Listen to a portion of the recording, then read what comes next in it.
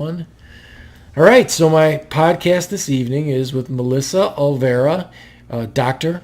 Melissa Olvera. So, and we're going to talk about something that I find super interesting. Melissa thought it might not be interesting, but I really think it is, and that's higher education. And there's such like a weird thing, like almost like a stigma with that now. Like, people want their kids not to go to college and stuff like that, which I'm like, listen, if we set the bar here and then you don't, I didn't go to college. I mean, I did some college, but like I was a general contractor, and I understand that there's a lot of money that could be made without a college degree if you're ambitious and you work hard.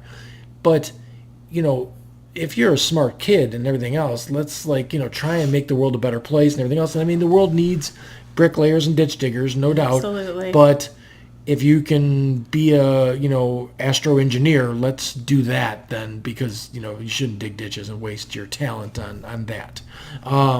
So what you did, from what I read in your bio, was that this was everything in night school and stuff like that. So for the most part, so I can fill you in a little bit on the backstory there. So I graduated, as you know, a year after you. So I graduated in 1990, and I had good grades, good student, had a scholarship to Joliet Junior College for my first year there. Okay. Which is awesome. Yeah. And, I feel like back then it was, okay, push, college, no problem, but life happened. Life happens. We had some personal tragedy. I actually lost my first child to SIDS. Oh, wow. So I didn't get along with my family at that time. We had the typical blended family issues. So I moved out. It was kind of it was just a whirlwind of a year, to put it mildly. So long story short, 1991, bad year. Had to drop out of school, and it was one of those things I didn't see anywhere on the horizon. When am I going to go back? Right. I mean, let's be honest, back then, anything online wasn't even thought of, thing. So now, wait, you didn't have, in 1991, you didn't have a kid already? Oh, you did? I did. So what had happened was, it was like bam, bam, bam. I had a series of events. So what happened was, actually, I was doing really well at JJC. Things happened at home, and my family life was not that great, so I decided to move out. I moved out of district, which that's a big no-no. So if any kid listening, if you're listening, don't ever do that. Moved out of district from Joliet. Yeah, okay, out of district from JJC. But I only had about 3 weeks left in the school year. Okay. So their thing was, I had my scholarship yanked when I moved. Because I wanted to divert a drop notice, but they changed my address on everything. So then they're like, well, you owe us $1,000 now, or we're going to drop all of your schedule. So then, insult to injury, they didn't drop all of my schedule. They dropped all of my classes except one, and took my GPA down lower than I have ever had it. So that was such a devastating blow. Yeah, right. At 18, almost 19, you find out they're taking your scholarship. They want money from you. They're going to drop your entire schedule. Well, I can't come up with $1,000. So, hey, drop my schedule and I'll just pick up when I can. Yeah. Well, so then, of course, at that point, right after all of this happened, then I found out I was pregnant. Had my baby in that September. I ended up getting married, actually, that year, too. Okay. So I got married, had the baby, and then 8 weeks, no, sorry, I take that back. 7 weeks later, we lost him to SIDS. Oh, wow. So then you're dealing with, almost 19 years old, you're dealing with hospital bills, cemetery bills, all these things in your life, and you're thinking, holy cow, how am I going to dig out from that, right? That's right, huge. I mean, life lesson, totally a life lesson. I mean, I learned a lot about myself during that time and how strong of a person I actually am. Yeah. So that's awesome. I always say that you can never, like the people that, I think it's great when someone has a life that they're this blessed life where they just, charmed life where they go through it and nothing really goes wrong and everything else, but you don't build any character and you're not, you haven't done anything. Like that's not impressive. No. I don't care what kind of money you make, that's still not impressive. Totally. Right? It's the obstacles you overcome that make the, person. So then spent some time digging out from all of that. We decided to have another child. So my daughter, Ashley, she actually lives in Wisconsin. She's almost 26. Eek. Yeah, wow. So, life happened. Just keep going, keep fast forwarding. And then I really didn't get to jump back into any educational development of any kind until my employer sent me to some Microsoft Excel classes, some Word classes when I was working up north. So I went to Harper College for a little bit, picked up a few classes there, just basic classes to get you enough knowledge to be dangerous in those programs. And then I kind of figured out, hey, I missed doing the learning thing. So I was like, well, wow, when am I going to get an opportunity to do this again? Don't know. Life continues to happen. Other stuff happens. Keep rolling with it. And so really, like I said, I was just working this job. It was, you were stuck in that grind, and I couldn't figure it out. The reason to go back to school was just because you missed learning, or because you were looking for a job that you thought you could get more money at, or all of the above. Okay. I mean, in all honesty, I felt like, gosh, because for me, college wasn't a thing, just because I pretty much came out of high school, started working construction, and the company I was working for, we were like, it was insane. We were working 82 hours a week, and I was making like $11, $12 an hour at that time, but that was a huge amount of money way back then. And I didn't, I never looked at school like, oh my God, I have no time in my life to do anything. Right. So here I am just cashing my paycheck every Friday and everything else. So I just went on like that. And then I started my own business, and there was a lot more money obviously made then. So college just wasn't a thing. When I got injured, though, I really was like, I really wished I would have done something. And then probably 7 or 8 years after I got injured, I was like, I should have like really put something into going long term for like a big degree, like a master's or something like that, because it would have occupied my brain at the time, and it would have been something that I could have gotten a job in that field as far as that goes. I don't know what it would have been. I mean, I like to argue, but I don't know if I could sit there through law school or anything like that. But so do my kids. But right. no, I think what happened for me was that scaffolding of jobs. I kept getting more experience, but I kept hitting a wall because I didn't have an education.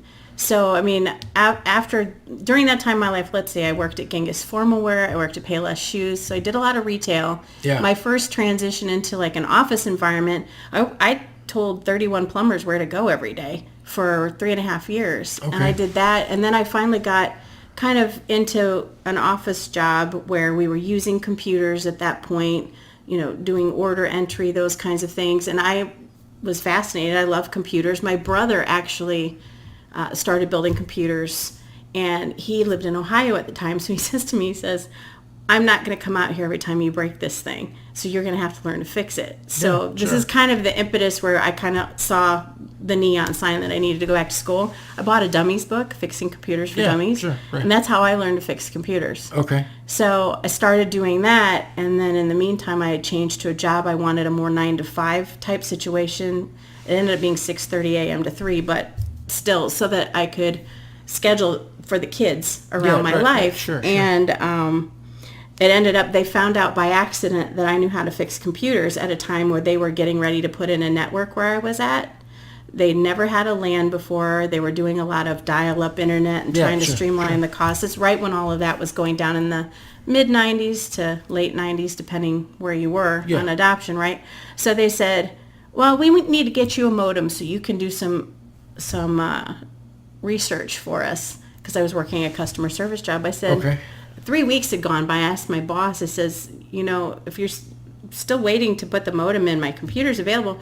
Oh, well, you'll have to be without it for 3 days. I said, give me a screwdriver and the modem. I'll put it in myself. Right, sure. So that kind of started my career in tech. But again, at that point, I still had really no schooling behind me to back it up. Right. Even though they knew I knew what I was doing because I did it every day, it kind of transitioned. And so I grew that role where I was at, and I did that for 18 years at a small business up in the western suburbs. Good. So during that time, that was where I kept hitting walls with the salaries and what people were doing similar to me elsewhere.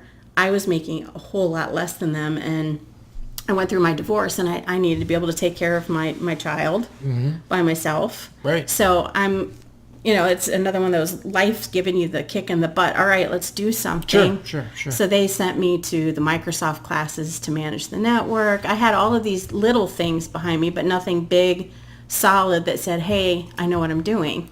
So that's kind of when the opportunity hit I didn't go back to school for the first time, like officially back to school, until 2006. I went to college at DuPage. They transferred in what credits I did have from the last time I went. From JJC. Yeah, Right. so that was helpful. Yeah, I didn't have as much to do. Sure. Got a couple scholarships in there. So start to finish, during that time, my grandmother was ill, and she and I would talk every Friday. And she's like, I'm so proud of you for thinking about going back. Mm-hmm. It was kind of a challenge too, I think, now that I think about it. My dad was like, oh, you're never going to go back to school, are you? Well, I'm here to say, Dad, I did go back to school. Right, and you were a good student, so your parents were interested in that. I mean, Yeah. my dad, pretty much told me when I was, I think a sophomore, someone said something about college visits or something, and I was like, I should start thinking about where I'm going to go. Yeah. And he's like, you're not going to college. You're not college material.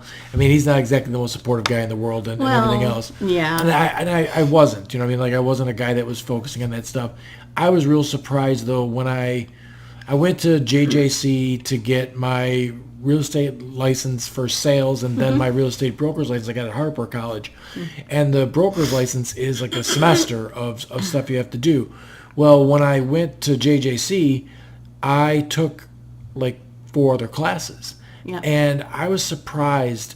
I was an A student, totally, because I think my mental, my approach to it was completely different. Like I was at high school because girls were there. So that's what I was doing. And when I went to college, I was there because I was trying to get something done and everything else. And it was easy. It was easy to be an A student. It was like there was the required stuff to do and then there was extra credit. And I was always I'm like, well, I might as well do the extra credit because then if I do screw something up, it'll be, so I was always right there. Yeah. So I think that when you're an adult, you look at school a little bit differently than you do when you're a kid. So, I would encourage anybody, I don't care, I hear these stories of women and men that are, mostly women, not men, that are in their 60s and 70s that go get their, graduate degree and stuff like that. And I don't care if you don't put it to anything. If you're someone that's 67 years old and you're retired, why not work your brain out still so that you can keep, I went from working 80 hours a week with my own business to being a guy that was quadriplegic, and I started doing German online and stuff like that because I need to problem solve with my brain or I go stir crazy. I think it's spectacular, and if you're doing it as a for a job, that's even better. There's these competing schools of thought that I always see on social media that are I'm pretty sure there's people that I don't like anyone that thinks in absolutes. So there's black and then there's white and then there's 90% of it's gray area. That's all in between, right? So most people or a lot of people that are on one side of the political spectrum always end up being political, but they'll think that anyone that's got a doctorate is an academic nerdball who just, sat in their ivory tower and did nothing but go to school. That's not you. You were doing life and kids and jobs and everything else, and you put school on top of that. Yep. Now, most of these people that talk like that, I challenge them to have more than a job, a family, and then let's do the school on top of it. You couldn't hack it, pal. So, the nonsense with all that. Do you know, I didn't look it up, I was going to though, what percentage of the population in America's got a doctorate? I did not bring that number with me, It's but small. it is Sure. very small. Right. But comparatively, though, I did bring some information about online degrees because I know we're going to talk about that too. Yeah. I think that's the way to go for a lot of people. I'm a guy who's always thinking about bigger picture. There was a funding thing going on in Manhattan years ago for the library. And my kids were 8 and 9 years old. And I'm like, that's the dumbest idea ever. And they're like, what do you mean? I'm like, for what they want to do to build a library, you could give everybody in the entire town an iPad and put every book on the or put a database where you can can we just think a little further ahead? The first thing that should go away would be a public library. Now, granted, for areas that's the only place you can go to get on a computer and stuff like that, Right. it's necessary. But like the one in New Lenox, I think they spent $12 million to build it.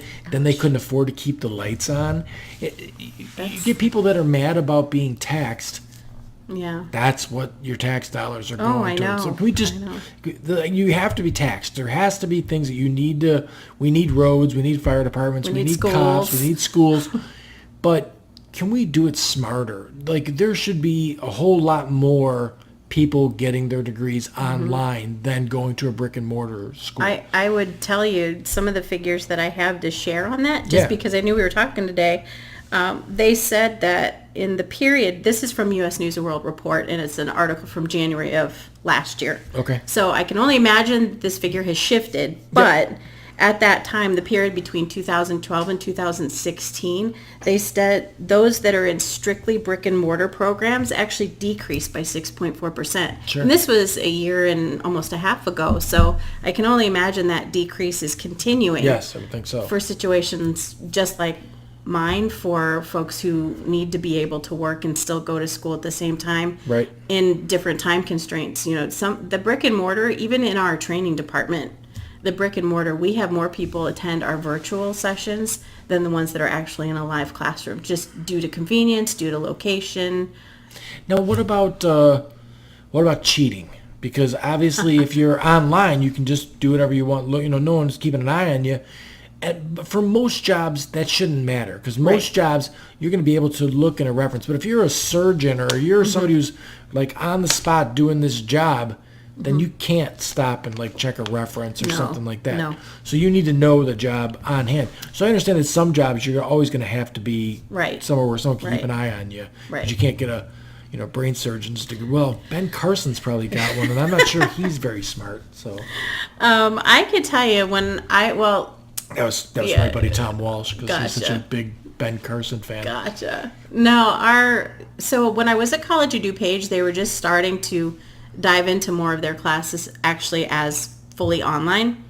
So I will say that I probably wouldn't use that experience to talk to that, but for both my bachelor's and my master's programs, those were fully online. So my bachelor's degree is actually a Bachelor of Science in IT Management, because that's what I was doing at the time I decided to make that transition. And what I can share is that the exams, when you had to take an actual test, it had to be proctored. Oh, okay. So right. Sure. They would send me to college at DuPage's testing center and take the test there. Or if I did take it at home, they had a webcam on you the whole time that picked up like a good chunk of the room. Yeah. Okay, there you go. And if they saw your hands shift too quickly, they would stop the camera and call you and tell you, hey, and then make you clear it before they would let you continue the test. They would actually freeze it. They would freeze the screen on your computer so you couldn't look anything up. So there's still rigor there. And so the cheating... Which I still don't understand that much, because most jobs you can look that during the job you can look it up anyway. Right. But they wanted to make sure that there was meat behind the degree. Yes, sure. Because for the longest time, I feel like there was this stigma that online was not as good as brick and mortar. I think we've come away from that now. Now, wasn't there some scandals too, like maybe like 10 years ago, where these schools There's a recent shams? one. Yeah, there's a recent Argosy. Oh, okay. Argosy just had, I actually brought that information because I was kind of hoping you might ask that. So one of the things with these schools that's important, even for anyone who might be listening, you want to check the accreditation of the school that you're going to attend before you think about doing it. Okay. Look at who some of the peer schools are in that same accrediting body. So if you go to www.ed.gov/accreditation, you can look up a school and see what their accreditation status is, what body their accreditation is through. So to give you an example, my bachelor's and master's are through Western Governors University in Salt Lake City. Okay. So you can go online. They've been accredited since 2014 through the Higher Learning Commission, but then they were also accredited by another governing body. But you can see the documentation, who the peer schools are that share that same designation about what the school went through to get accreditation, so you can see the rigor behind it. Right. So now that all of that is so readily available and transparent, I feel like that's part of why that stigma has left. But make no mistake, it's still rigorous. You have to be self-motivated. If you are not self-motivated, you will not succeed in a fully online program. You just won't, because Right. Western Governors model is a competency-based model, and they are actually, hold on, let me look here. They are a nonprofit. So their tuition tends to be lower, which is great Yeah, for folks that are doing you that. would think that online would just be a way to go because there is no brick and mortar campus to maintain and to faculty and everything else. Like it's got to be, like that seems to me like a better way to get an education if the education is equivalent. As long as it's equivalent. What I liked was they let me test out of things I already had life experience in. So at Western Governors, my tuition, for me, as much as I could complete in 6 months, that's what I did. You know, if I could test out of a course, take the pre-test. If I could pass the pre-test, they would give me the pass to go take the proctored exam. And if I could pass it with a B or better, then you're good. If you can't pass it with a B or better, then you have to work through the course. The course, right. Sure, So, sure. but here's the thing with the accreditation problem. Argosy's scandal actually had nothing to do with the actual academics. It was misuse of financial aid funds from the federal government. So their accreditation was actually yanked earlier this year, and it was kind of a big scandal because there were people who were mid-dissertation for their doctorate degrees. Right. And so at this point, they're probably ready to lose it. I know even during my dissertation, I was ready to melt down from the stress of just doing the work. So then to have that layered on, what was really nice is a lot of the other online universities had special concessions to allow Argosy students to transfer in. Right. So how does that work with, okay, because like the student loan thing is a huge thing and it's federally backed. It's a situation where if you die, you can't get out from under like some of that stuff. The loans are exactly the same. It's the same exact. If I was going to go to ISU and go to the campus and live there and all that other stuff, the same loan I would take to go there, I would take to go to Argosy. And then do I get, once that scandal happened, do I get my money back or do I get... that is the one piece I don't know because I think it's so new, but their accreditation was yanked on St. Patty's Day, and it was through 5/12 so that they could transfer and get transcripts. So I don't know what the disposition as far as the financial aid funds will be. It's huge for somebody when you get out of school, and especially if you're someone that now gets out of school and you don't have a degree. Yeah, that's the worst. The accreditation's gone.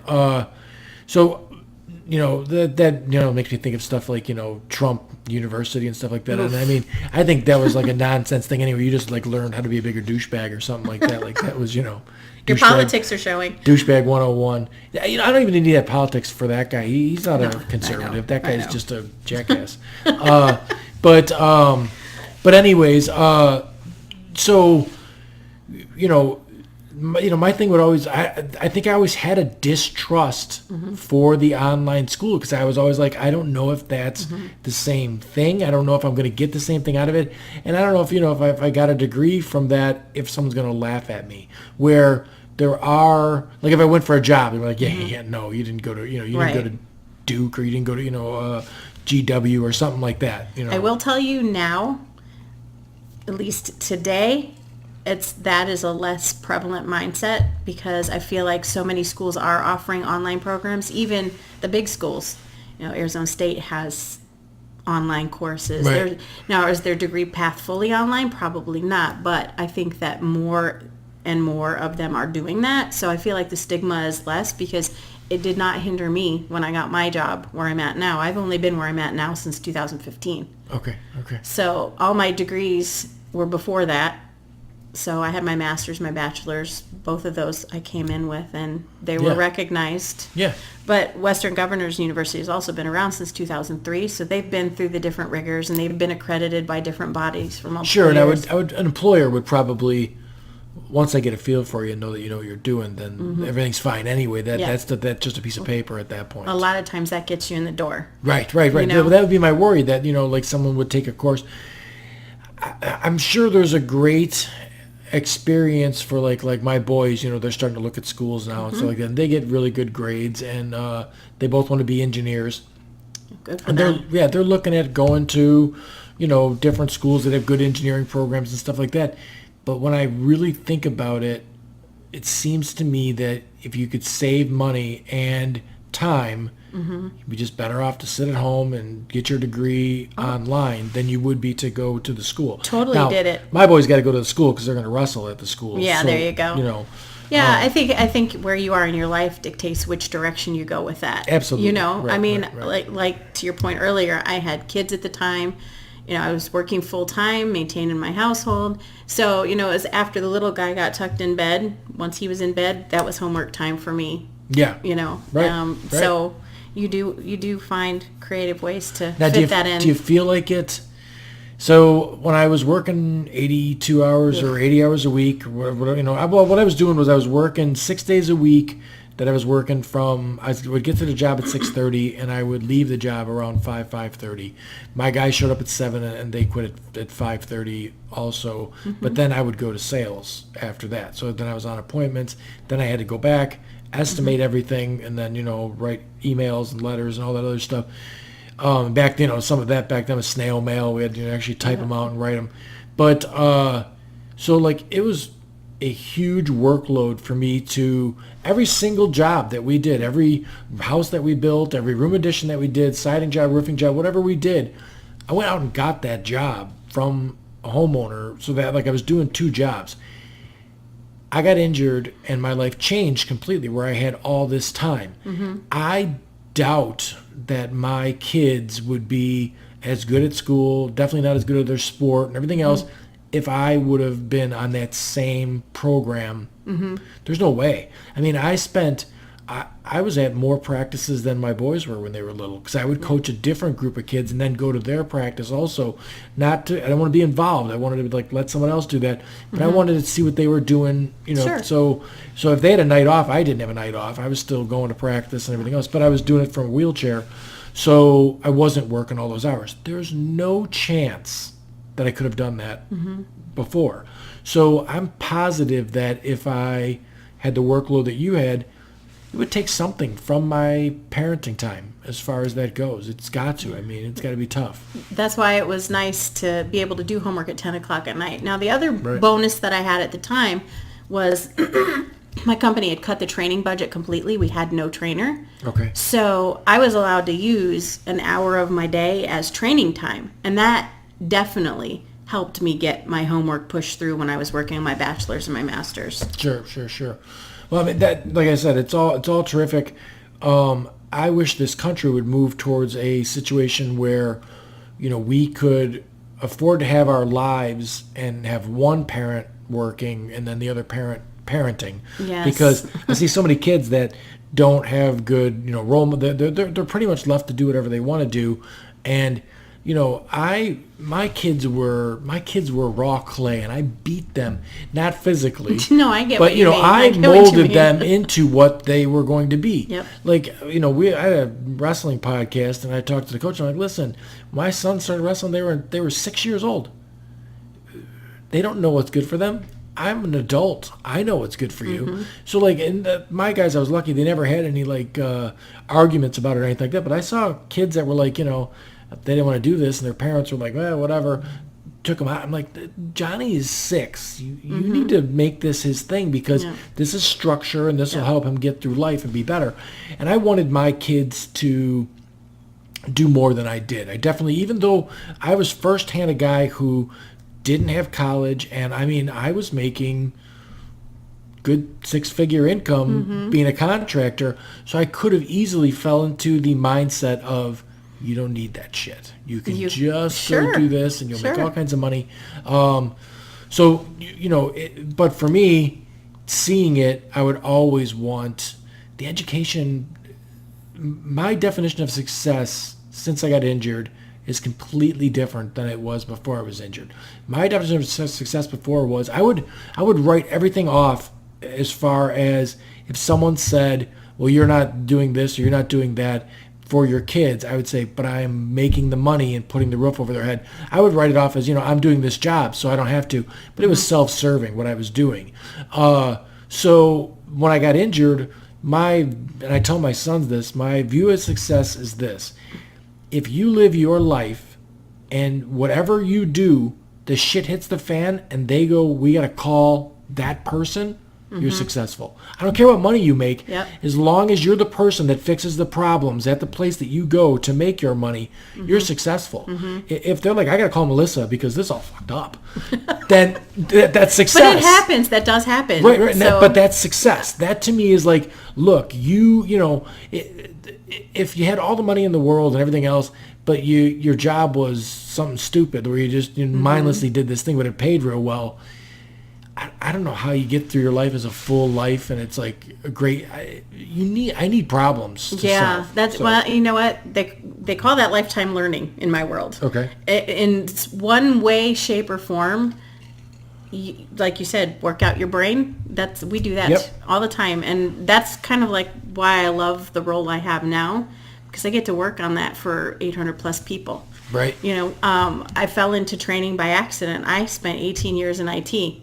And then they needed someone to build a training course, and my master's was in education, learning and technology. So I flipped from IT to education, which was not an easy flip because I had worked the one side of my brain so much that I had to learn to flip back and use the other one again. Yeah, right. Because way back when they used to have fun with those tests, not even the online quizzes. I actually took a test that said I used both sides of my brain, which is cool. I was like, oh, that's neat. That explains a few things about me, right? So the flip wasn't as bad as it could have been, but once I finished that master's degree, they wanted me to do something with it. So I built my first training course. Everything was online.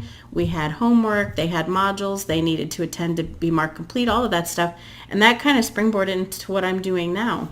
Now, how long, so price tag it for me. What did, I mean, you don't want to know. I do. I mean, I think that, so, you know, I just said what I said about success, but so many people are so ingrained in, you know, if I can make the money, make the money. And listen, I know guys that have money and they're not happy people. No, and you know what? I'm not going to have much. Right. But you seem happy, so that's let's fine. I'll just put it in perspective this way. So for my associates, bachelor's, master's, and my doctorate, all four of them together, I will be paying what some kids are paying for 1 4-year program. Right, because you did them all. I did them all together, you know, loan-wise. Yeah.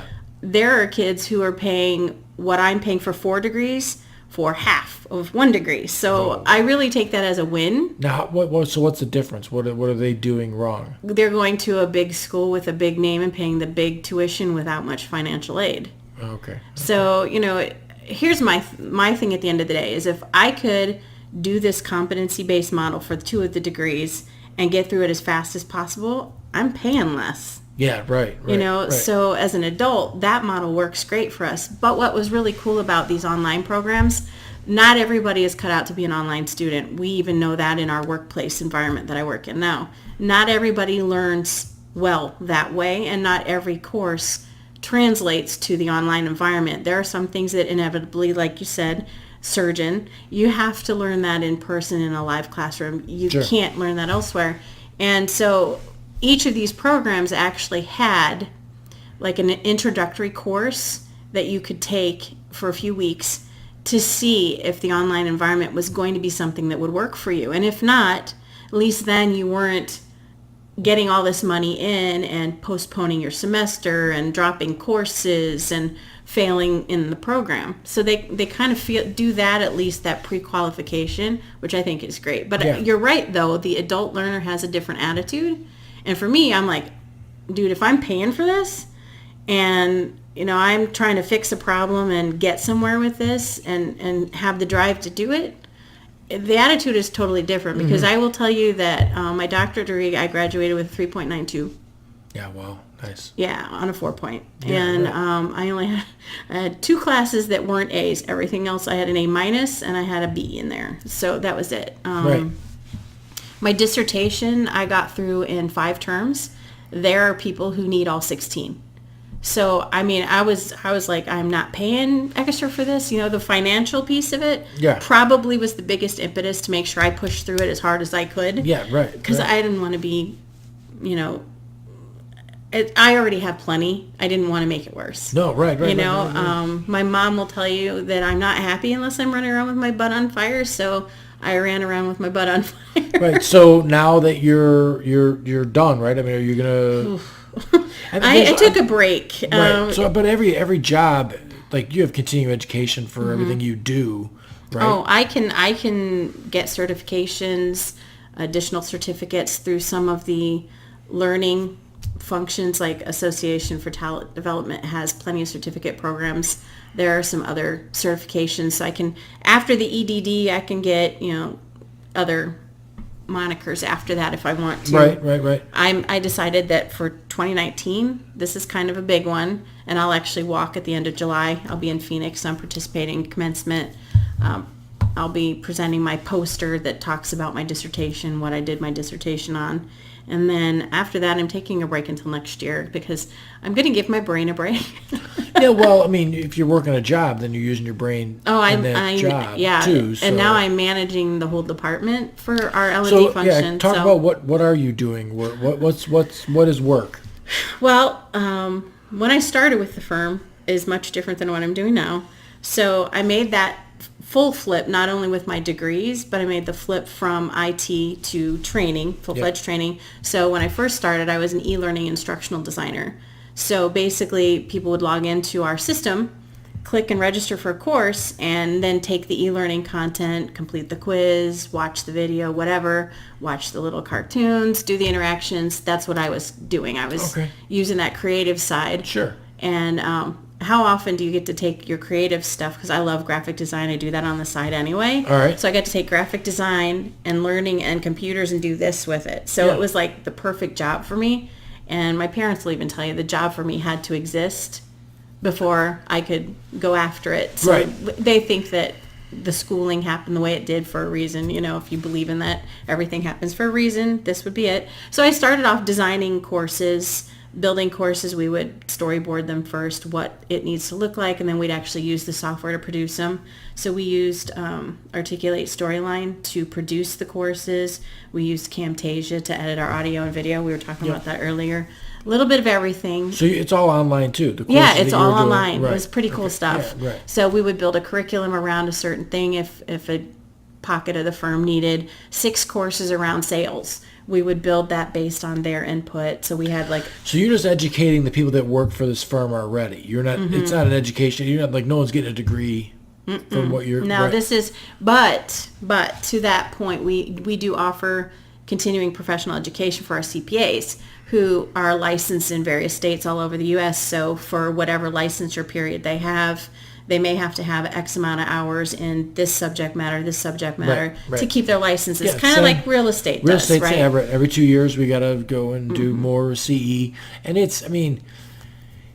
the real estate thing, it's a thing that if you keep doing it, then I'm always amazed by the people that are in real estate that, close 3 or 4 properties a year and they're, they're always trying to sell more, whatever they're doing.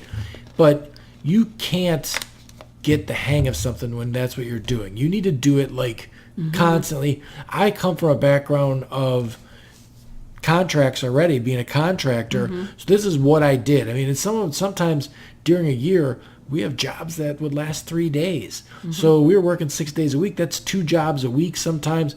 I was writing contracts. So I can push paper across my desk as far as make sure everything is aligned the way it's supposed to be aligned. Where we'll get people that are working out of my office sometimes that are they're a housewife, they're not real serious about it. They haven't closed a property in 3 or 4 months, and now they are, and they're a mess because it's they don't know where anything's at. And that I feel bad for their clients because it's what you want for a real estate broker is you want somebody who has closed 10 or 12 houses at least this year and has done that for the past 10 years. So the guy's done something you're going to do 2 or 3 times in your life 150 times, and he's got the ropes. He's got it. So most of the CE stuff, some of it's ethics, and oh my God, if someone fails an ethics test, just take them to jail now. Right. Because they're the most boneheaded questions in the world. Can I just get my commission and not worry about my client? Yeah. Of course not. No. So But yeah, we do ethics courses, for example. But I would say it's not the most serious. Where I'm thinking what you're doing is a little more serious. For us, it is, because where I work is a professional services firm. So we do CPA, we do tech, we have external clients. We're doing audit, we're doing tax, we're doing lots of different things. So we have folks who are project managers. Maybe they have their PMP and they need some PDUs. We can help them locate those kinds of things. So in essence, we kind of are, but we kind of aren't. I mean, we're not doing degrees, but we're helping them maintain. Yeah. So, I mean, there's still some rigor to it. We're really blessed that we have what we call in industry a learning culture. So we have folks who are always willing to share downward. So if they attend something, they bring that knowledge back, and then we help them build a class so they can deliver it to the rest of the group. Right. And it might be what the latest tax law is, the kinds of things we need to know to operate that are very crucial. So yeah, sure. So right. We get new contracts and you got to go over those for sure. Absolutely. But I'll tell you what's most of that goes, we go over that in the office more. There's a course on it, and you can go to the course. But really, if I grab that contract and I write that contract 5 times, now I know that contract. Yeah. But if I'm someone who just went to the course and I haven't written a contract in 3 months, then I've got problems. Right. So like it's really more hands-on on the job stuff that's better. But with you, now you said you were going to take a break for a year and then maybe I want to teach. You want to teach? I want to teach college. Oh, you want to go to, okay, so you want to change careers. No, I'm going to I want to adjunct somewhere. Okay. So I would still continue what I'm doing. We have a lot of folks in our firm that actually do that, where they work during the day and maybe they adjunct a couple days a week. Right. They might teach. Not the right-winger thing I keep hearing about, where these people just get these degrees and they sit in school the rest of their life. No, you know what? You're totally got job. Well, you know, the funny thing, I always joke about this, but I'm going to joke about it again.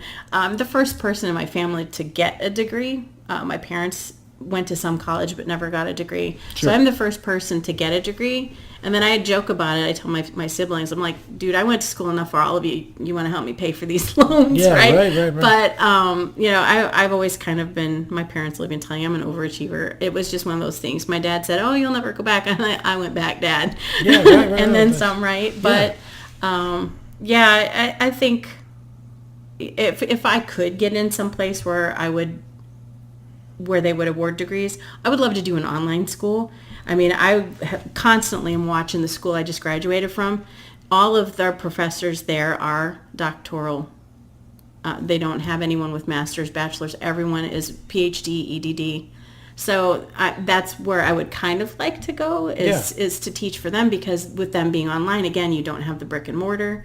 I'm still working my brain because I'm going to be keeping on top of what's going on in the learning and e-learning industries. Sure, and it's a sense of accomplishment. It's a sense of pride that you have. It's I would think it's something you identify as, like you said, you're an overachiever and stuff like that. I think that there's people out there that will think that they didn't do well in high school, so why bother? When I would say that's absolutely wrong. And you could be a person that, like I keep stressing, the money thing's not as, and you need money. There's no doubt. Yeah, people of have course. to have money. But if you're somebody who can, I'm sure you're happier about your sense of accomplishment than you are your paycheck. Oh, yeah. I love my paycheck. Don't get me wrong, even though most of it is going to be spent. Yeah. But I think there's more to it than that. For me, really, the going back to school thing at the stage I did it in my life, there is more to it, even just with the personal satisfaction. There's another piece of it. With my kids, it's kind of weird. I'm kind of old-fashioned. I raised them to be responsible, respect people, do what they're supposed to do. Some of the entitled kids they go to school with, they don't get. And I said, the minute you start understanding them is the minute you're like them. So I'm glad to hear that my parenting is working. Right. But on the flip side of that, my daughter being as close as we are, I was 22 when I had her. Yeah. So we've kind of grown up together, so to speak. She was what they call a rainbow baby, is the first baby after you've lost. Oh, okay. So she's I used to tease her that she was my therapy session, because for about the first 2 months after I had her, I was always checking on her, and she was sleeping through the night pretty much since day 3, 6 hours straight. Wow. And I was like, thank you, I'm so blessed. But right. As I got further in life, and I was like, as that discomfort come where I'm not even close to the path I expected to be on. It's a blessing, don't get me wrong, because it's gotten me where I'm at now. But I wanted my kids to see that no matter how old you are, you always have the opportunity to go back and fix what you may view as a mistake. You have the power to change your life on your own. You don't need somebody else to do it. Yeah, they may be facilitating certain things, but in the end, the power's here. Yeah, right. And so I wanted them to Hell, see. you're inspiring me to think about I should take some courses or do something. Well, that's just my whole point was I wanted my daughter especially, because my son was kind of young at the time, so I don't know how much he actually remembers, but with her, I wanted her, especially as she started to get into adolescence and young adulthood, I'm like, you can fix anything, anytime. You have the power in yourself. Sure. And I feel like so many kids don't have that empowerment, so I wanted to make sure that I was setting a strong example for her, especially as a female in tech. Yeah. Because female in tech, I could go on and on about that too. Yeah. Because that was an 18-year struggle for me. And I kept hitting ceiling after ceiling, partially because of my gender. But again, whole nother animal. I just wanted her to see that she could change it if she wanted to. You know, Right. if you decide you want to change your major, do it.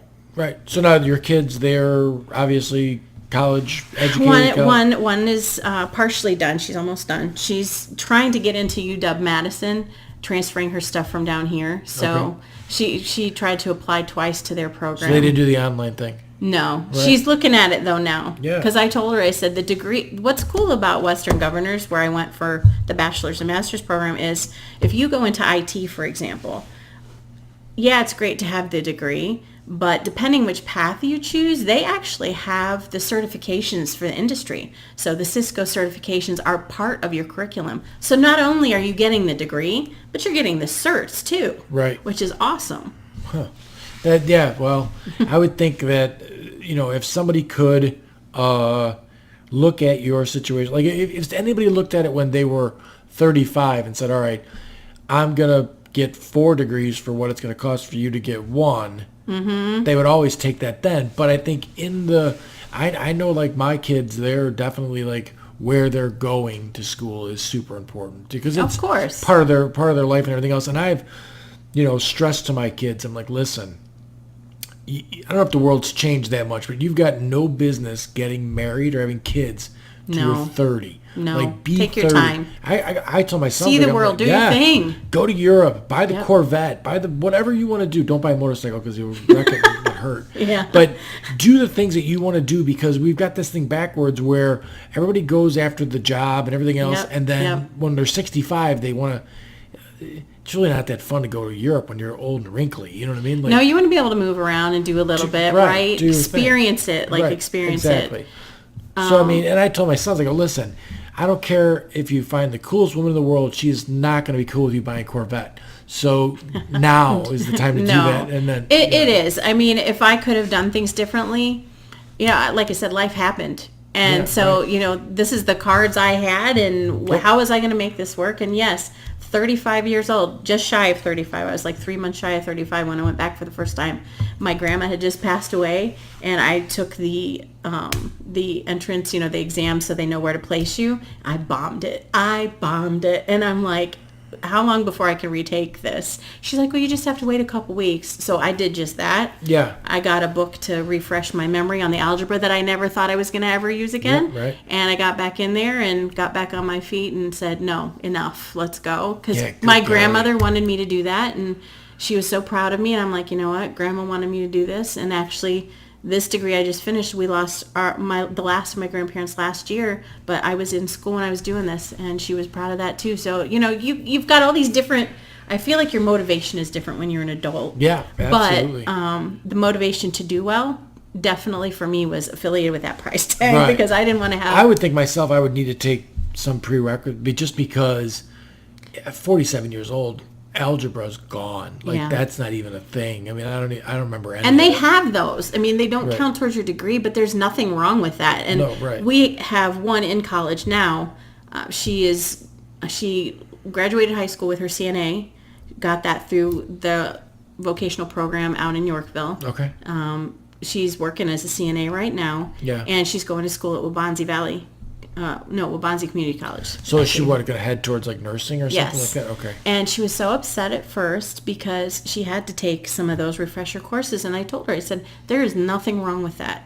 You Still go in there, working towards a degree, do your so, best. right. I mean, I know that the 0 level classes don't count towards your degree, Right. but it's okay. Yeah, you got to have them to get there. I know. The foundation you need. It's not a failure. It just means that's what you need. And Right. if that's what you need, that's what you do. So, we all do things, and I think sometimes, we forget it's important to do what we have to do to get there.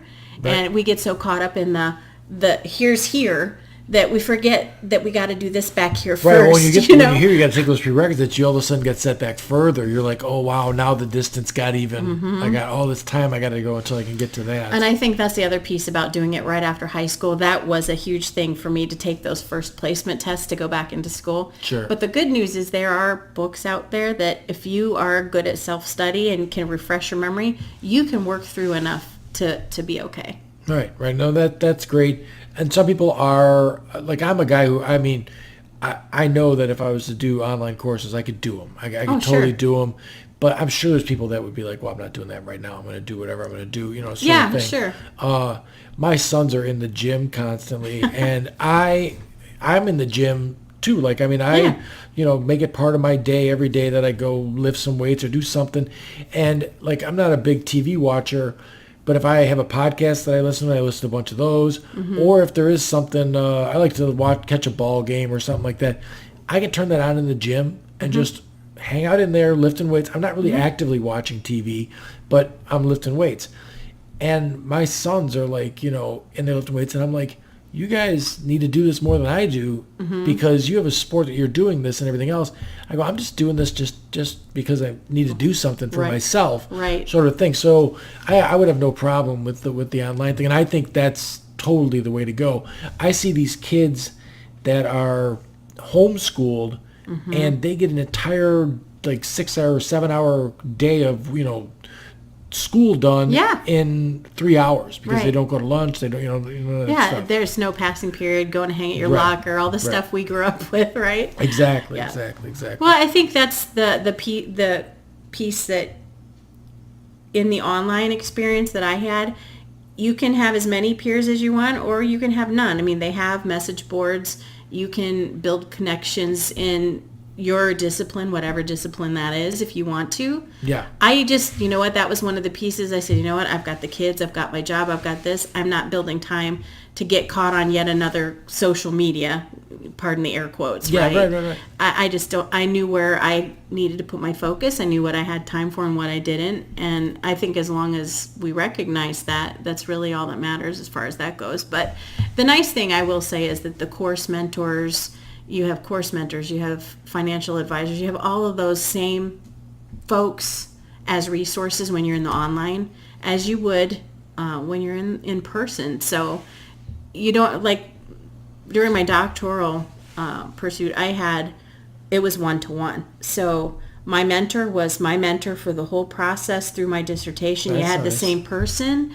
They knew what you were doing. Found out he was from Naperville, which was cool because I work in Naperville. So we'd chat about that. But definitely great to guide you through it without giving you the answers, which was, now, how was I know that my cousin is in a master's program, but I know that from what he was explaining to me, the pharmaceutical company he's working for is funding a lot of his master's. Yep. So any help there? I did get some, yes. Good. Our employer is actually really generous. So when I got my bachelor's and my master's, smaller company, so not as much assistance available, but they still gave me $800 a year. So, I mean, it's still something, right? Something, no, right. Fast forward, new company, $4,000 a year. Definitely helped. Yeah. Take some of the pain out of it, but when it's $4,000 interest free, so you don't have to compound it later. Right. So basically, that would cover a semester. Well, cover one course and maybe a half per year out of the whole pursuit. So that's not bad at all. No. And I mean, there were no books. Everything was online anyway, so that overhead is reduced for this school too. At the doctoral level, though, we had a lot of studies we had to read. So and I had a paper a week for 3.5 3.5 years. Yeah. I had small breaks. Like some of the terms would come with like a 2-week break or maybe a 1-week break. The biggest break I had was when I got married last summer. So put all of this in perspective. I also got married last summer. Right. So planning a wedding in the middle of all that, made it work. But yeah. Tuition reimbursement is great. So if you're in with a company as an adult that offers that, yeah, I totally recommend that you take advantage Jump of on it. top, yeah, right. I mean, now, do they require you? I'm sure every company's different, but would they require you to, sign a contract for a certain amount of time that you're going to stay with that company because they want that? They do have. Every company is different, and I can say this since I've done it at several, two, but. The one had where you had to be with the company for X amount of time after. And then the one I'm at now has a little bit different. It's based on how long after that year you stay. If it's a voluntary separation, like if you leave voluntarily, then there's some repayment involved. If it comes because your job is eliminated or something like that, where it's beyond your scope of control, then it's a whole different animal. But usually most companies that I've been aware of have some kind of an agreement that you need to stay. You can't just cut and run right after you finish. Right. Now, I pay a lot of attention to stuff that, like, some of the podcasts I listen to, they talk about like jobs, they're political stuff. So they talk about jobs that are going to be gone. And obviously stuff like education, stuff like that would be a tough one to get rid of as far as a robot can do it. But is there any AI that sometime could, like, figure that out? You know what I mean? Like, I mean, anything's possible. I will share this too. I went to a conference last October. It's called DevLearn, and they held it in Vegas, which was totally cool. They were showing different things as far as potential AI, this, that, and the other. And so I guess one of the keynotes at this year's DevLearn is going to be delivered by AI. Right. And I was like, oh my gosh, record that because I totally want to see it. I think people don't realize, there's a candidate for the Democratic nomination. He's a fringe candidate, Andrew Yang, and he is all about that automation's going to wipe out and I think that automation's going to take some jobs, but it's also going to provide some jobs too, because if you're a person that you're going to work on the robots, then that's going to be a job. The content still has to come from somewhere initially too, so There's a book that I was starting to read that was called I can't think of it now. I put it down, but it was Fuzzies, and it was something about so many people discredit a job in the liberal arts or a degree in the liberal arts, where they're like, listen, the liberal arts and the tech world go right together because you need something that will tie in something's got to give the algorithm the arts part of it. You know what I mean? So if you have a degree in the liberal arts, then you can be the person that puts the poem into the AI and stuff like that. You can be the SME. Right. Yep. So, but I worry about most jobs that I can see. They're talking about 5 million truck drivers being 5 or 10 years now gone. That scares me. Right. It's going to be gone. There's all kinds of, I guess, surgeries that can be done, like your basic, like a hernia surgery and stuff like that a robot can totally do. That's creepy. It is a little creepy, but when you think of science fiction movies, they put the guy in the pod and then the machine fix him. So someday, just like the Star Trek flip phones, that's going to be a reality. Yeah. And then those jobs are going to be gone too. So, I would think that there's got to be a bigger emphasis on being an educated, even if you're just thinking of the country as a whole, it seems to me to be a smarter thing, if no pun on words there, that if we were all a little bit smarter, if we were all doing a little bit more education-wise, because, I got buddies that are union laborers and stuff like that. They can make a machine that can go in there and do that entire job. They can make a robot to do just about anything. So, and I'm not a Paul Bunyan type. I think automation's great. It raises productivity and everything else. Sure. But it's still jobs. So, I don't know. It seems to me that if you have kids, you'd want them to have some job that took some Yeah, I mean, even great amount of education. yeah, in my mind, I mean, even if you have a talent for welding and you're good at it, that's great. But you might still want to have something to fall back on in case automation does take over. I mean, and some jobs you just can't do when you're like No. 60 years old No. either. You know, you don't be doing welding. No, I was going to say my brother was trimming trees for a living. He has beat the heck out of himself. He's 2 years younger than me, and he walks like my dad. Yeah, it's rough stuff. I'm in the construction business, and my son, when we first started like doing summer jobs where they were doing decks and stuff like that, he's like, I like this. This is fun. And I'm like, yeah. And I go, but I don't want this for you, son. You can do this. You can be around this, but do it in a way where you have an engineering degree and you're wearing a hard hat and you're pointing your finger and stuff like that, because this job will make you an old man really, really fast. Yeah. It'll beat you up. And, you know, if that's all you had, like, I would think about it the other way. Like, the fallback would be that you could always pick up a hammer and do something, but the main job you want to do, the goal you're setting is to do the job with the degree. So, I mean... One, the other flip side of that, too, is I think that sometimes people just, here's the degree, I'm done, and then they drop off, and then that's it. And I feel like our brains want us to be always learning, exercising doing... And I believe there was a study out there that talked about the fact that if you're doing that and you're learning through your life, you have a less chance of some of those other diseases kicking in later on. Yeah, I don't know how like Alzheimer's or anything like that works. That's what you're talking about, right? Like your brain would start to rot out. Not necessarily rot, but die, whatever. You know, whatever. I totally think it's a muscle that you need to. I find myself. I was never a person that wanted to read novels. Yeah. Like I was always reading something that was, on George Washington or Abe Lincoln and stuff like that.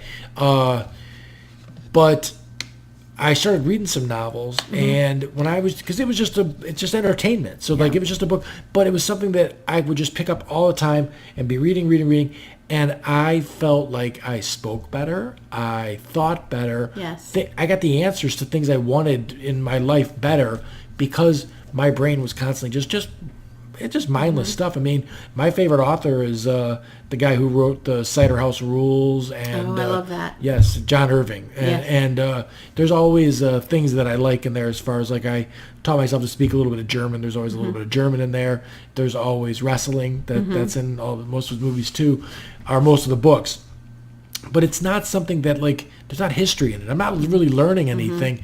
But my brain is being used like a muscle, and it's being, used better.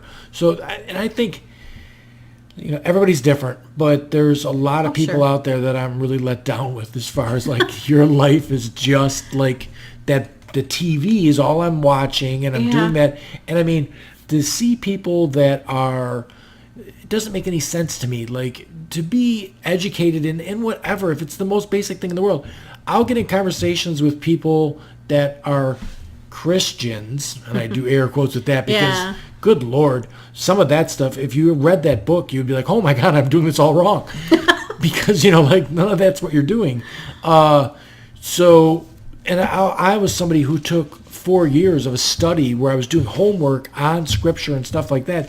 Yeah. And these people have no clue, but they're way bigger Christians than I was ever. So be educated in something like that. That's fine. Be educated in anything.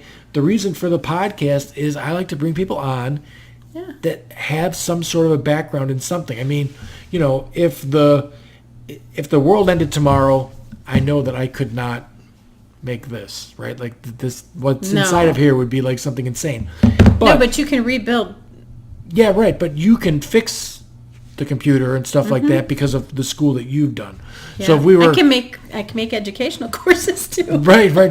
So no, I think it's terrific, and to say that you did all that with kids there and a whole life happening and everything else, and no one else paying the bills. It's pretty good. I think my only caveat, the thing that I really hate, and there's only one thing I really hated through this whole process, is the stupid FAFSA. Ugh. What's that? That's the federal financial aid detail that you fill out when you're going to college. Okay. And it's very much skewed. It doesn't really take into account like the real adult picture, like what your life really looks like on paper financially. doesn't take any of it into account. Now, let me ask you this. It's kind of brutal. Let me ask you this. I know I've run into people that they hear something from somebody and then they run with it because it sounds logical. But when I hear stuff that sounds not logical, like it just sounds, like that doesn't make any sense at all, I question it. But like affirmative action as far as that goes. Now, there's that. If you have an online school, like you did your degrees online, is there a quota for that? Like there's like. Not that I'm aware of. No. Right. I mean, these schools, what's really cool is it's enabled military folks to get their degrees online while they're in the service. Yeah. Right? Can't you I would assume. Yeah, as long as they have that's access. how some of those people are getting their. It's possible. That to me is a huge factor. That's what we're number one in America, right? We got the most people in prison, right? So, but if we were people that were in prison were doing the path that you did, right? I mean, they're walking on the yard. They got to shank somebody every once in a while, but they're still getting their degree. So, but it's just a matter of how they're paying for it. Because I think there's a provision in the financial aid paperwork that if you're accused of a felony, I can't remember what the questions are. There are some of them that could disqualify you from financial aid. See, if I'm a big picture guy, if I step back and look at that, I think to myself, that can't. I understand that we can't waste money on stuff, but if you take a guy who's never had a break and you give him a master's degree because he did the work, put the camera on him, make sure he doesn't cheat and everything like that. When he gets out of prison, the recidivism, he won't go back to prison because now he's a fucking doctor. I know, or right? He's got a master's. Well, my only thing is I've never had to check that box, so I can't tell you what happens when you check that box. Right. Okay. I can only guess that might be part of it, but we'll look at your taxes. It'll look at how many people you have in your family, and like I was sharing with you earlier, now we have 5 kids total that we're supporting because the one's in Wisconsin, but it looks at all of that. It looks at how many of you in the household are in college at the same time. Right. But beyond that, it doesn't really take into account like your financial situation overall, not to the degree that I feel like it should for the adults that are returning to school. Right. Because again, supporting families. Yeah, okay, we're looking at our taxes. You're asking me what's on line 9 of my 1040. That's great. But you're not asking what's it costing you to live in your house? What, those other things. And to me, that seems to me that's the piece that's missing that feeds so many defaults on the student loans, if that makes any sense. No, right. No, it makes total sense. Yeah. Part of my curiosity is about, I had someone say to me, well, I'm a white guy, so I probably can't get funding for school. And I'm like, I don't think that's correct. It doesn't really work that way. I mean, Right. So I'm asking because I want to know, and I want someone besides me. There may be folks who feel that way about certain scholarships, perhaps. Yeah. Maybe some of the grants. I mean, there's income levels where, just to give you an example, there was one year, the tax year that they happen to be using right now to do financial aid for our daughter that's in school right now. Yeah. He was injured part of the year, so he didn't make a full paycheck. Well, we weren't married yet either, so my income didn't count, right? So when they did her financial aid for this first year, she pretty much had it paid for. Yeah, great. I screwed her this year. Yeah. Because we're married. We got married, right. Yeah, right, so right. even what they do is they take my taxes plus his, add them together. I mean, she might still get a little something because of how many people we have in college. Yeah. Or how many people we're supporting, but at the end of the day, she's probably not going to get as much of a break. So. But the break doesn't from the government. Like, when we talk scholarships, there's all kinds of private funds. Oh, yeah. And if you're a black guy who grew up in the ghetto and you became fabulously wealthy and you decide to put a scholarship together, hey man, that's your thing. It's a private thing. You can give whoever you want. If you say all I want to do is give a black kid a chance because I was a black kid, I'm fine with that. That's there, and there's nothing wrong with that. No, and I'm sure there's ones out there that are pretty much, I'm going to give a white kid a scholarship too. Could be. Right, because they feel like I'm that's... sure, like, what is it, the Daughters of the Revolution or something like that? They probably... Well, even if it's a scholarship, a lot of scholarships that I see are ones from certain towns. Mm-hmm. So if you're in this school, if you're in a school that's 95% white, you're probably 95% chance to going to give the kid that's a white kid the scholarship. So it's kind of a statement, But I think that's sort of a wash. Subjective. But people think like if you're an Eskimo or something like that, it's, you're totally set because I've always said I don't think that's how affirmative action works. I think affirmative action works like you have to meet the demographic. So there's not very many Eskimos in the country, but a college that's in an area where there's Eskimos, you need to allow these people to be in the school at the same rate that they're in the area. Yeah, it's a like, quota sort of I thing. didn't have to deal with any of that. I mean, you're online. They don't care if you're purple, you know? Yeah, I would think the online thing would be, well, it also doesn't matter. Like, if it's online, I can't imagine that there's a set amount. Like, if you have a campus, you only have so many kids. Right. You've only got so many classrooms, so many instructors. No, But, yeah, I can tell you, like, I'm looking here. Yeah, see, in 2015 even, they said that as far as distance education went, several schools, they did a study on 19,977,270 enrollees for undergrad and up degrees, right? That's a huge freaking number. Yeah. Of those, 2,871,788 were exclusively online. That's a pretty good chunk. Now, do you know, I don't know if you looked it up or not, but what's the success rate as far as graduating, and then what's the success rate as far as getting a job in that field? That's a tough call. I think it varies by school, you know? Well, because my boys, when they're looking at schools now, are like, well, this one, Dad's got a 92% placement, you know. And that's good if you can find something like that. Right. The graduation rate is huge too. I mean, that's going to kind of give you the yay or nay as far as Sure. whether it's what I worry most about is this. And here's me getting on my preachy. I hate Common Core. It is not preparing our kids for college at all. I love Common Core. I love it. I don't. I absolutely love it. Okay, so explain. Let's talk about that. I will tell you why, though. Let me tell you why I don't. Because our kids were going one way, and then they just flipped it, and there was no transition, and our kids struggled. That's why I hate it. Okay, all right. This is why I love it. Because as a carpenter, math is like, the amount of math, my sons are like in AP math classes. That's and awesome. They get great grades in math. And it's because they were 6 years old. And I'm like, dude, I don't care what happens with anything, math and science. Yeah, if we do you that go too. to Mars, 4 apples and 4 apples is still 8 apples. Yeah. So math and science, no math and science. Yeah. So they've always been real focused on that. They get great grades. They're in high-end classes for that. And if I'm on a job with them, I can do the math faster.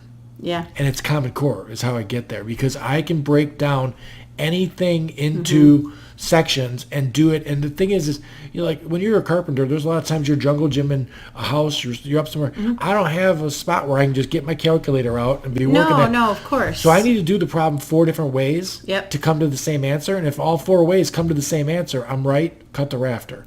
So, and I get that. I Right. totally do. But the problem that we have is, at least with our kids that are in high school right now, the problem we have is they're being taught that they get multiple chances for these tests.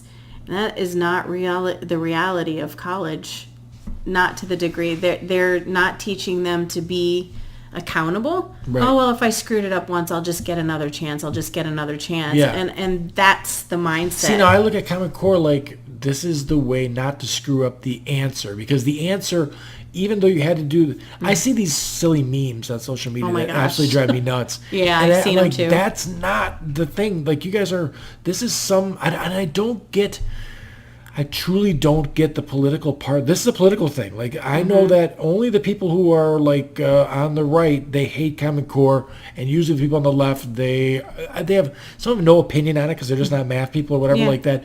But for me, like I always look at like all I want. I'm not right or left in my brain. I'm solution based, and that's it. Yep. So I don't care what the thing is. Like I have a podcast coming up that's going to be on the Second Amendment. Cool. And, I'll be listening to that. yeah, one. right. And I mean, I'm supposed to be way left, but I've got a bunch of guns, and I grew up with all that stuff. I want solutions to situations that we have. They're like, I don't understand why it's schools that were shooting and stuff. So I want solutions for that. And maybe the solution in the first part of it is metal detectors and that kind of thing. But I don't think that's the long-term solution. I don't either. Right. No. You can't expect me to have my taxes raised so I can make every school Fort Knox so you can keep your boom boom sticks. Well, here's the thing, though. If you make it Fort Knox to come in, it's going to be Fort Knox to go out, and that's not helping the situation either. Right. Besides that, you got all these kids in the inner city that it's the, school to prison thing that they're doing. Yeah, that path. Right. Whereas if they were doing the education thing, so... But let me just hit on Common Core one more time, because go ahead. The Common Core thing drives me nuts, because these people take a problem and they're like, 3 plus 3 is 6, and then they make my kid do it like 2 plus 2 plus 2 is 6, and I'm like, listen, the answer, when you're in school, the answer to the problem is not the point of having you do the problem. Mm-hmm. The point is they're working on your brain. Yep. It's an exercise for you to do. Yep. If you went to the so they're mad in the silly meme on there that says my kid had to do all this to get the answer 9, and I'm mad about that, because listen, 3 times 3 is 9, and I know it. Yeah, you moron. The problem is you're in school. The idea is how do you get from not knowing the answer to knowing the answer? Let's do that 5 different ways so I can get to the answer. If I took you to the gym and I said, see that guy over there? He works out in 5 fucking minutes and he's out of here. Yeah. And I work out in an hour and a half. Who's getting a better workout? I am. Sure. Now, granted, I had to work out my, biceps 5 different ways because I wanted to do it this way.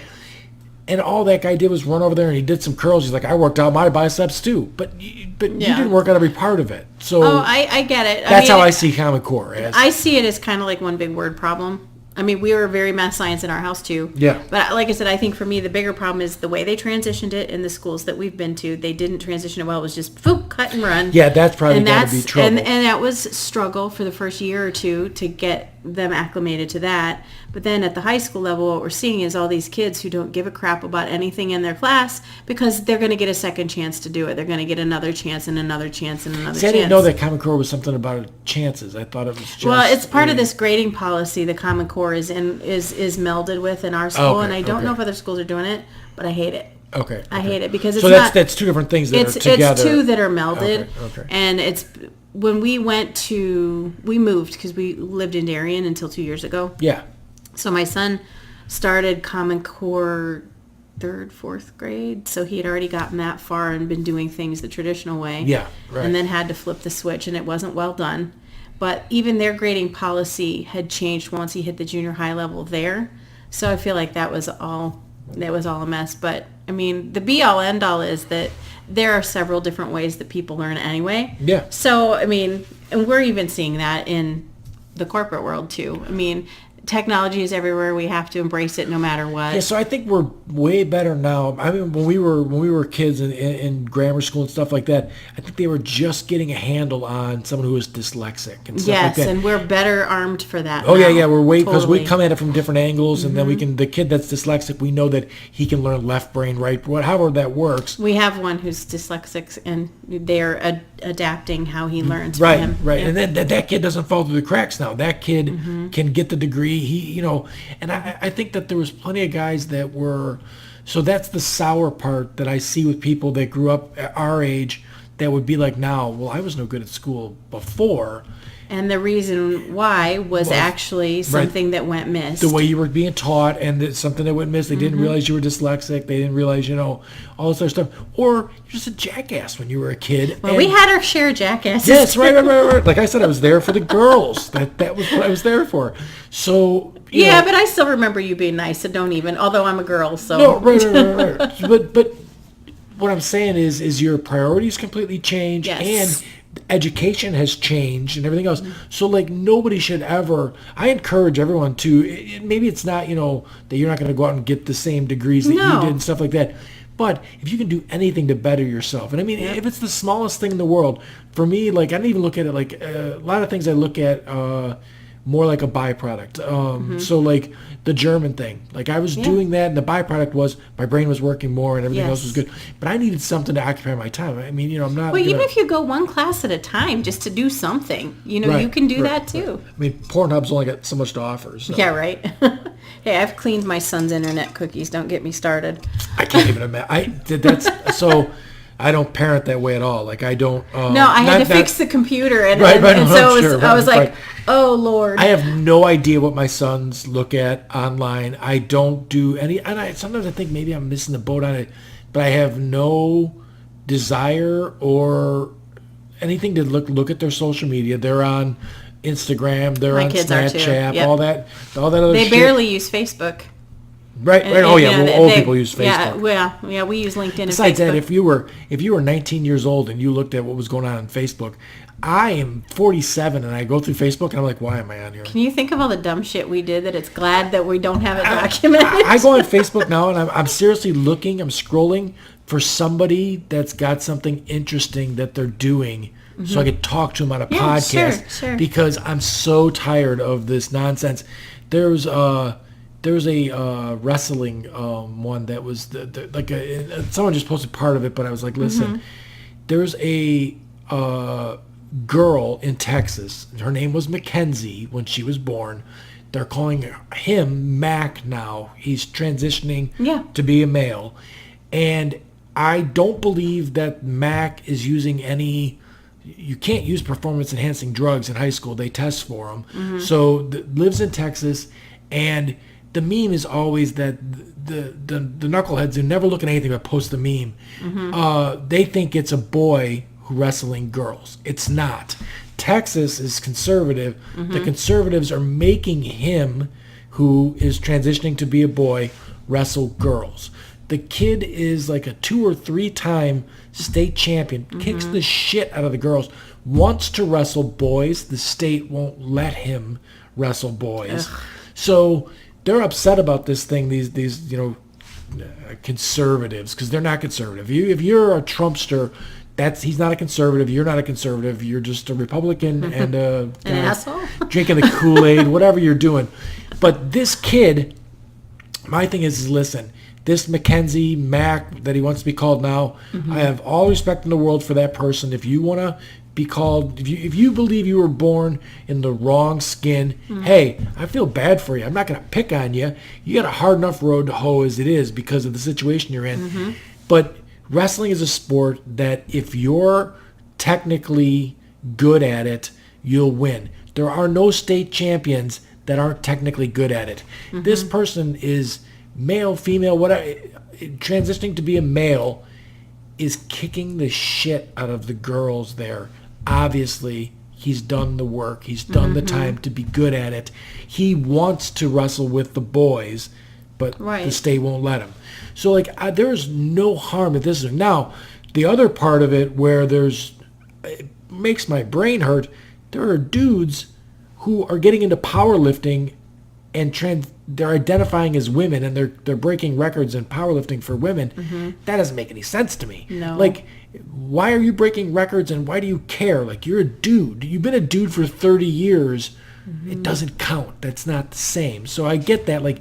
You can't ruin women's powerlifting because you're trying to cheat if that's your motive. You know what I mean? So motivation is a big factor in anything we do, that's what it comes down to. Right. And I was definitely highly motivated. Yeah, I would say. Yeah, I didn't mean to this podcast kind of spurs off on a thing.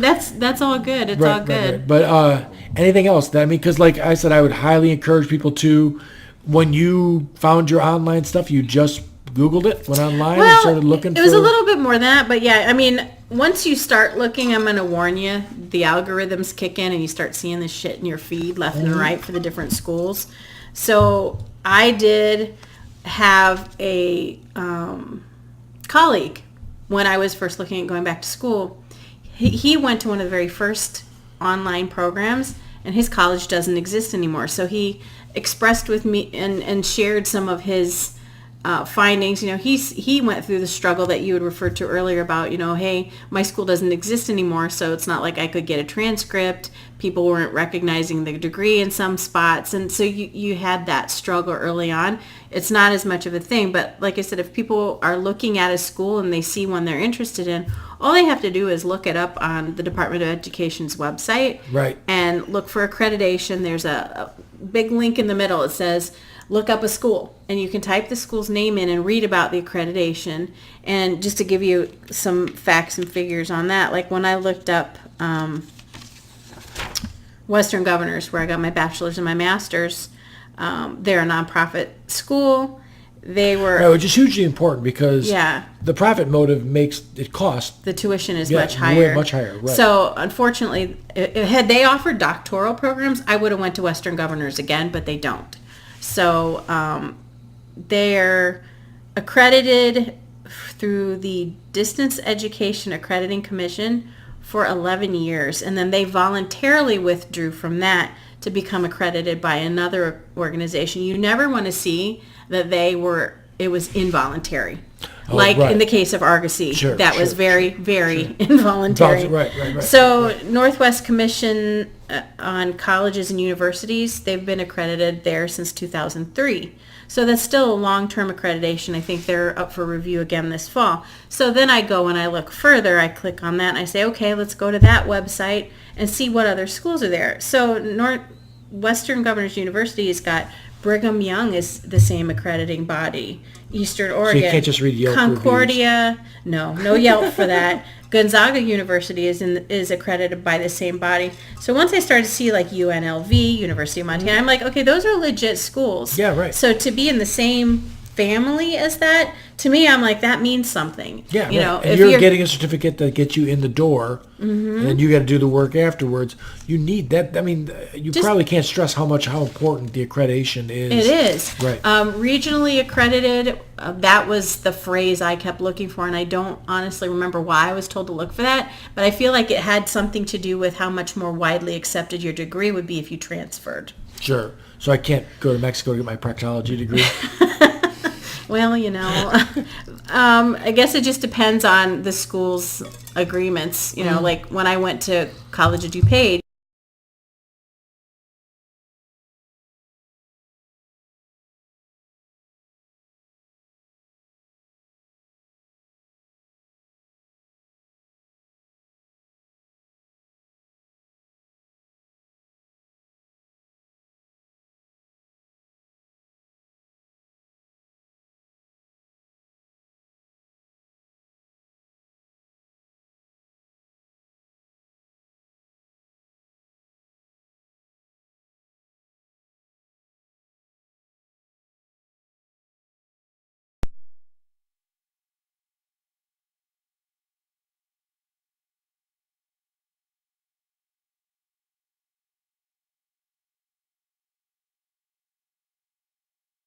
That exact blueprint that's got every detail on it, it's going to turn out beautiful because we have the exact right material here. Everything's Yep. going to work out fine. and these schools do that. Okay, so They do that's that. what I'm interested in knowing.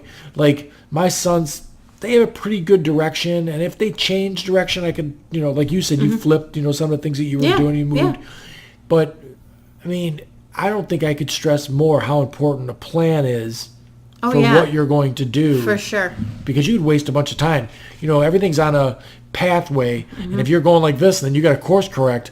Well, if you don't course correct soon, you're off. You're wasting money. You're on a tangent. Right. You could have the perfect storm, really. Right. But that was what was cool is they go through and they mapped all of it out for me, which was good. I learned a lot in this about the college process too, so that helped me when my kids started going to school. Sure. But they would say, okay, this map to this map to here, this map to here. Okay, so here's what you need to finish to get your degree. Yeah. And we had all of that mapped out before I really even took the first course. Okay. So, like, young people, if there's parents that are listening and stuff like that, like, some of the jobs coming up, like, I don't really know, but, like, I talked to my sons about, being a chemical engineer or Sure. being a ergonomic engineer where you're making things fit better in your hands and be useful like that. And then, like, I told him, I go, every single thing, this mug is engineered, that bottle's engineered. The park that you go to, there's a civil engineer that's engineering that. The building's a structural engineer. So, like, those kind of things I can kind of grasp and understand. Sure. But to have a plan to exactly what you're going to do to accomplish that job, I would love to see my sons do their 4-year degree and then the rest of it do online. because then they could get... Well, and then they can get, if they can do it in the competency-based model, then they can get credit for the things they already know, which is even better. If you said this was the job, like you said you've got some caseworkers or, counselors that worked with you, right, as you went? Yeah, there's always an advisor that's on hand. Okay, yeah, right. absolutely. If you said this is the job that I want to be a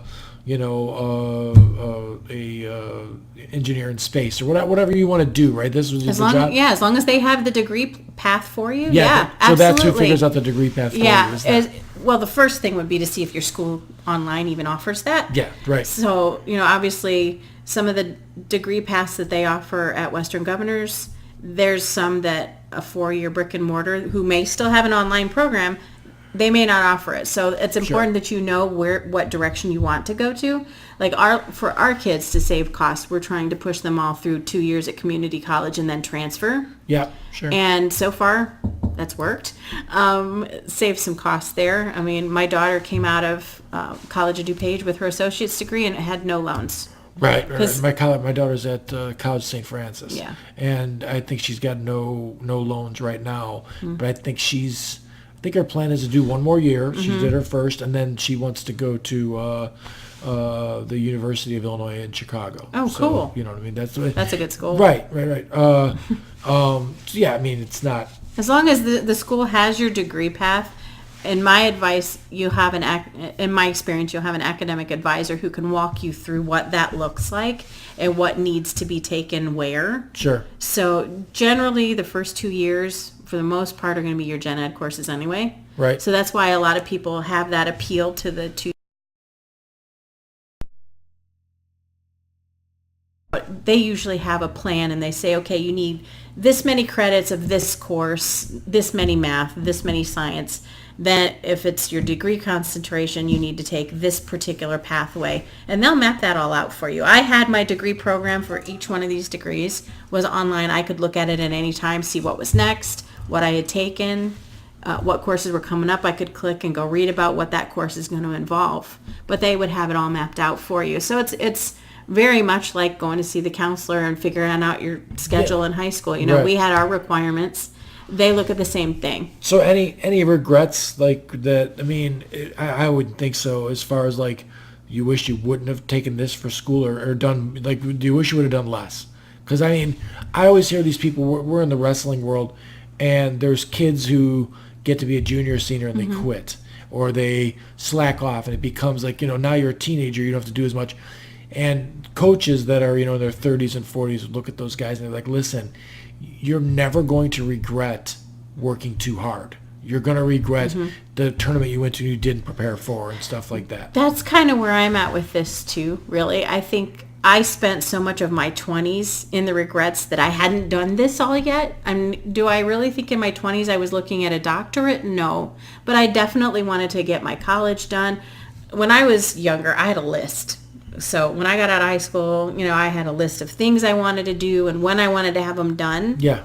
And for me, like the holy crap moment was I hit 25 and I had put that list away and I was unpacking a box and I found my list and I looked at it and I literally sat there and started crying because I had done none of it. Right. And that was my regret moment. And I'm like, I got to figure out how the hell I'm turning this around. Yes, your only regret is you didn't do it sooner. Yes, right. That is the only regret I have. But I mean, work-wise and everything else, like with the degrees behind you now. Now I know what I'm talking about. Right. Well, but besides that, financially, you're there fine, have been like, incentives. Yes. I mean, with the degree comes the experience, and yes, usually comes the paycheck. Like I said, I started my career with the firm. I reported to the senior manager of L&D at the time. Came in designing courses for the firm. Then later on, I got my own direct report, so I had 2 of us on the design team, and now we've shifted again, and now I'm the lead for the entire learning team, and we have 5 of us on the team now, and it's growing and probably going to shift again because just like people change, our dynamic in the firm is changing, and as we grow, we need to adapt to meet the learner's needs, and I think that's the other piece of the lifetime learning. Not only are our people learning, we're learning and adapting with them. So it's kind of a cool dynamic. You come from a position, too, when you talk to your kids that you've accomplished it all. So, like, I mean, I see so many sports parents that are, eating a bucket of chicken and telling their kid to cut weight. And it's like, you never did anything athletic. You don't know what the kid's going through, maybe, I think that with your situation, at least you can say, hey, listen, son, daughter, you're going to do all these things education-wise, these accomplishments, but you're at least not going to do them with towing kids around and trying to, get all of it done that way. It should be a whole lot easier for you to get it done than it was for you to get it done. Oh, yeah. I push. I'm not trying to be that nagging mom, but I'm like, guys, do you see what I went through? Sure. Don't do that. Right. But those are the things that build character, and those are the things that... that's a weird dynamic where you don't... I went through a lot with the whole injury stuff and everything else, and I don't ever want my kids to go through it. But mentally, I'm a way stronger person now than I was before. I mean, I'd get pissed off about some tool that broke or a flat tire or something like that. None of that shit bothers me at all anymore. Well, I've been through a whole lot worse. Yeah, that's, I look at it that same way. I'm like, all right, I got to be this time. You know what? I've been through worse than this. Pick up the big girl panties and move on, right? Right. So, when I look back and see how far I've come and what I've come through, it's kind of surreal sometimes. And I don't think even that I'm done and that I've graduated has sunk in yet, because I haven't actually done the walk, even though the diploma came and I bawled like a big baby. Yeah, that's great. That's great. It's super impressive. So I guess that was my impetus, though, for everything really was not just the personal piece, but to show the kids, hey, you can do it. Sure. If I can do it right now at this time in my life, I don't want to hear excuses. So if somebody was out there right now, they're around our age, 45, 46, 47 years old, and they have their high school diploma, that's it. How long would it take them to get somewhere where they felt like, I mean, I would think that if you took 2 years worth of college, you'd feel some accomplishment. Even an associate's degree is such a huge, because when I got mine, I was just so overwhelmed. I'm like, oh my gosh, I did it. Yeah. And it was my mom and my stepfather came here from Ohio to be at graduation for me. And then when I didn't walk for my bachelor's, but I walked for my master's. And my dad came down to Georgia for that with me. Yeah. So I've had both sets of my parents there. It's you can do it. If I can do it, I mean, I know the overachiever stuff aside, everybody's mileage may vary, but we all have it in us. I mean, sure. I have friends on Facebook who are just now going back to school that we went to high school with. I'm like, hey, if I can do it, you can do it. And 2 years, if you really think about things, 2 years is a blink. Like, I mean, I feel like it was just a couple months ago my kids were little tiny guys, and now they're big kids. So, like, no time is better than now, because your only regret was not doing it sooner. Yep. But anybody can do this. As far maybe not exactly what you did, but anybody can better themselves with education. Absolutely. And I think that if you're a person who is feeling down about you and everything else, don't buy some stupid self-help book that tells you to chant or anything. No. Go get something that's real. Go get a degree. Go do something with yourself. Even if you go take one continuing education class that isn't even in a degree path, just to dip your toe back into that, right. I would totally recommend doing that. And I think that's kind of the equivalent of what I did when I went to go have that Excel class and that Word class through one of my employers. That was my first time back into any educational setting in probably 20 years. Sure. So now, if I look at the country as a whole, which, for me, I get pretty political and stuff like that, I look at it like, if we want to be a better country, if you want to be a patriot and you want to make America, the USA, better than Germany, better than Russia, whatever you're trying to do, then you would be promoting that we're an educated populace. We need to be well informed on many levels. I also think, too, a lot of the history that they forget to teach, we need to keep teaching that, talking about the things that happened in the past. Yeah. Sure. We need to continue to get our kids to learn from their mistakes. Well, the problem is most of people are getting their history from MSNBC or Fox News, and that only tells you one part of the history, and that'll make your view on the world totally skewed. Well, it skews it, absolutely. Right. So, I mean, no good. No, I mean, that's like, I saw something in the Facebook feed today, I think, where they had a Holocaust survivor come in and actually speak to the kids, and I'm like, there needs to be more of that. And the point was that that'll be one of the last generations this generation will be one of the last generations to be able to talk to live survivors who were there. Oh, I think they should have civil rights people come through and talk to them because, we got people with tiki torches chanting Jews will not replace us and stuff like that. And some people are saying there's very fine people on both sides. There's not very fine people standing next to those people because history showed us that that's a bad path. And it all comes down to education. Yeah. No matter what level it is. We're always going to be learning something. Well, in the States, if you go through, there's a correlation that you can make with states like Mississippi's the least educated state in the country. I've seen that. Right. And they are also the fattest, sickest, highest diabetes, the lowest income. Like, it's all correlated with that stuff. If you go to some of the highest educated people in the states in the country, they're going to be the healthiest. They've done things to better themselves. So, like, if we want our country to be a better place, then let's make it learn something. Yes, let's make it all learn something to do something like that. And then I look at these politicians and you always run into the things of the Bernie Sanders that wants to make so the problem is if it can't be whittled down to a one sentence soundbite that people can't understand it, which drives me absolutely up the fucking wall. 140 characters in Twitter. Well, that you're right. But the free college thing for the Bernie Sanders stuff, he's not saying that you could go as far as you went and not have it paid for. He's saying 4 more years. Your regular 4-year degree should be what we used to consider the 12th grade, high school. We're just going to make state, and not all schools, just there would still be private. Right, just publics, just like there's still private schools for high school that you can choose to pay for.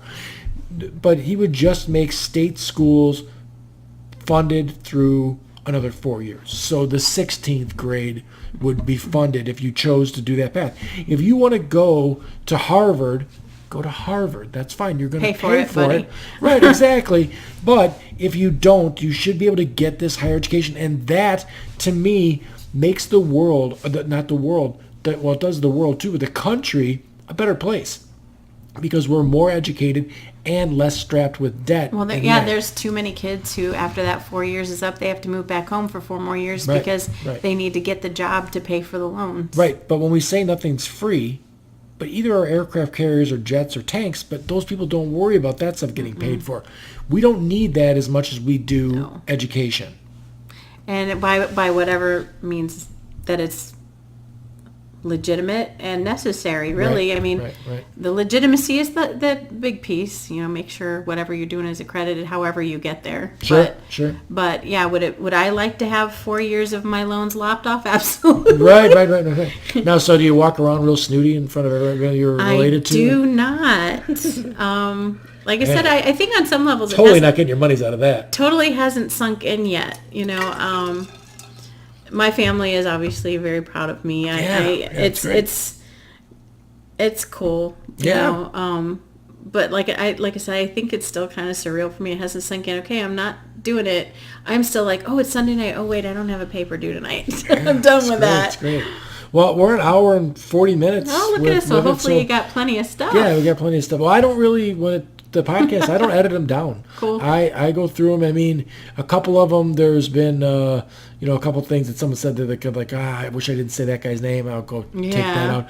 But otherwise, I try not to name names. When I first started doing it, I was like not naming names, but some of them, not for this one, because I didn't think that I could get, when it's a controversial thing or something that's really specific to a certain thing, I put out for questions. Sure. And when I get the questions, I'll mention the person's name and ask the question and everything else. And then, the people that I goof on, that if I goof on anybody, they better know that I like that person personally. Oh, sure. That's why I goof on them. I would never goof on anybody that I didn't like.